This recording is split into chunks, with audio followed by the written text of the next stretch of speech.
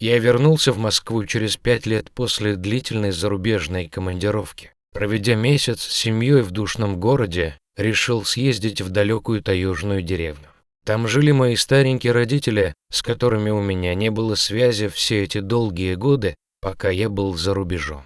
Семья меня поддержала. К родителям поехал поездом, хотел посмотреть страну, родные пейзажи за окном успокаивали и заряжали силой и энергией на последующие годы. В этой деревне я когда-то появился на свет, там я рос, учился, дружил, влюблялся.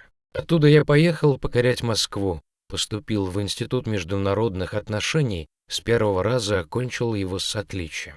Вот теперь работаю в дипмиссии в одной из далеких стран. Родители обрадовались встрече, не знали, в какой угол посадить, мать не могла налюбоваться на сына. За вечерними посиделками с закуской и бутылочкой беленькой, сидя за накрытым столом, стал отец рассказывать деревенские новости за последние 5 лет. А мне не терпелось узнать, как там поживает мой закадычный дружок Колька. Связи с ним у меня не было давно. Поначалу он мне писал письма, а потом письма резко перестали приходить, и я ничего не знал о его судьбе. Отец молча выслушал мою тираду, нахмурился и заерзал на стуле. Я понял, что что-то произошло. Да жив ли он? Начал допрашивать отца.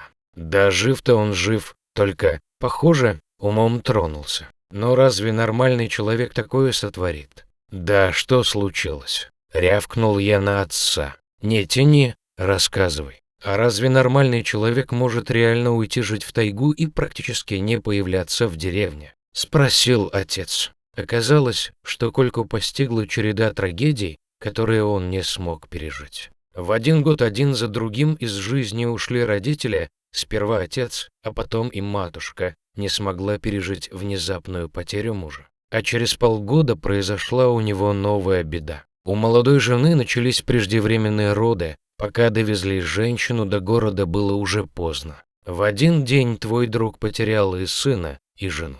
Похоронил их рядом с родителями. И с тех пор каждый день сидел на кладбище по несколько часов. Хорошо, хоть пить не начал. Вот такая печальная история, резюмировал отец. Вспомню, как он ходил чернее тучи в течение полугода, перестал с людьми общаться, бороду отрастил. Мы за него очень переживали, но вот так просто подойти к нему и сказать, что все будет хорошо, что жизнь же продолжается, никто так и не решился. Конечно, пересекались мы с ним по каким-то бытовым делам. Он вскоре увлекся рыбалкой и охотой, купил ружье, снасти для ловли рыбы и стал часто пропадать то в лесу, то на озере. А потом он и вовсе в тайгу жить ушел, дом досками заколотил, на калитку замок повесил и пропал. Я, конечно, был в шоке от таких новостей. «Батя, а ты знаешь, где он там живет в тайге? Как его найти? Отпуск у меня большой, а я так рассчитывал повидаться с ним.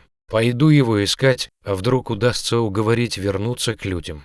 Отец приблизительно знал квадрат, где поселился наш Колька-отшельник. Я собрал в рюкзак все необходимое, прихватил кое-какие продукты, взял ружье и с утра пораньше двинулся в тайгу искать дружка. Не скажу, что мне удалось быстро найти его убежище. Пришлось помотаться по тайге, но к вечеру все-таки удалось выйти к его избушке. Я не знал, как встретит меня старинный друг, будет ли он мне рад. Но, слава богу, встреча наша была горячей. Николай искренне радовался тому, что я его нашел. Мне пришлось сказать другу, что я все знаю о его жизненной трагедии, поэтому эту тему мы решили сразу закрыть и больше к ней не возвращаться. Из благ цивилизации у него была непромокаемая одежда и обувь, патроны и ружье, зубные щетки. Это удивительно, но огонь он добывал сам, еду тоже, никакого радиотелевизора, только книги, никаких походов в магазины практически. В гости он к себе никого не приглашал,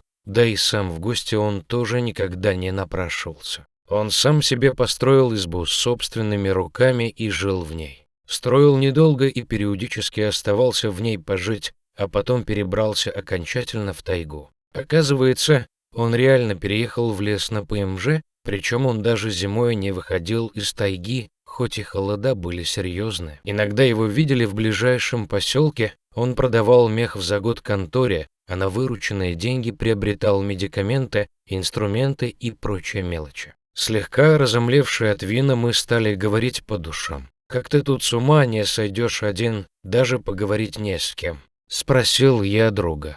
«А с чего ты взял, что я тут один?» Вот несколько месяцев назад подобрал в тайге месячного тигренка.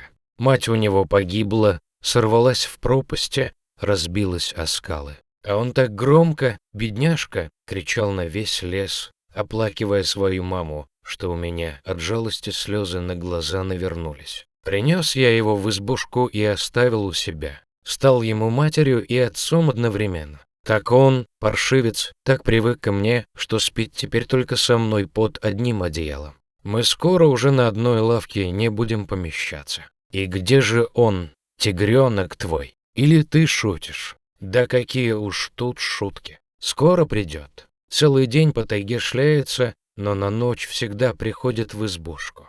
И действительно, вскоре приоткрылась дверь, и в сторожку юркнул малыш-тигр. Увидев незнакомца, он зашипел, как настоящая кошка. Но мой друг успокоил его, погладив ласково за ушком, и зверь тут же завалился отдыхать у теплой печки. Так я пробыл у друга еще 2 дня, подружился с молодой тигрицей, а это была действительно тигрица. Мы с Колькой совместно и придумали имя, назвали Златой за рыжую шкурку с золотым отливом. 2 дня пролетели быстро, и я засобирался домой, обещая другу, что через 3 года обязательно навещу его в тайге, когда закончится моя очередная командировка. Перед уходом уже он решил задать мне вопрос. «Ты знаешь, в чем прелесть жизни в лесу?» Ну и в чем же? Я мог поразмышлять, но хотел услышать его мнение. Прелесть жизни в лесу в тишине и спокойствии. Мне никогда не было так хорошо, как сейчас. Я не знаю, что творится в мире. Я не стою в очередях за мясом и молоком. Мне все это не нужно. Я наслаждаюсь свободой, спокойствием и природой, ее запахами и звуками. И возвращаться назад я точно не собираюсь. Я тогда еще подумал, получается, в этом году уже целых 3 года, как он живет в лесу.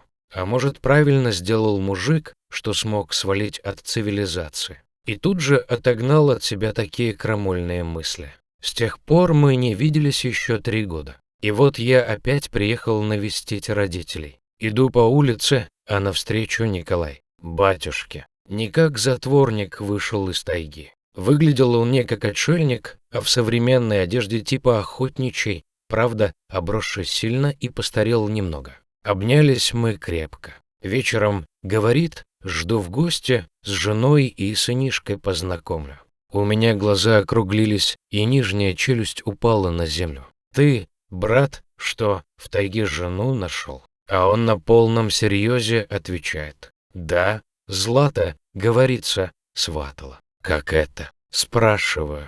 Вечером приходи, расскажу. И действительно, вечером я познакомился с молодой женой Николая Евгенией и их сынишкой Сенькой. Друг назвал его в честь меня.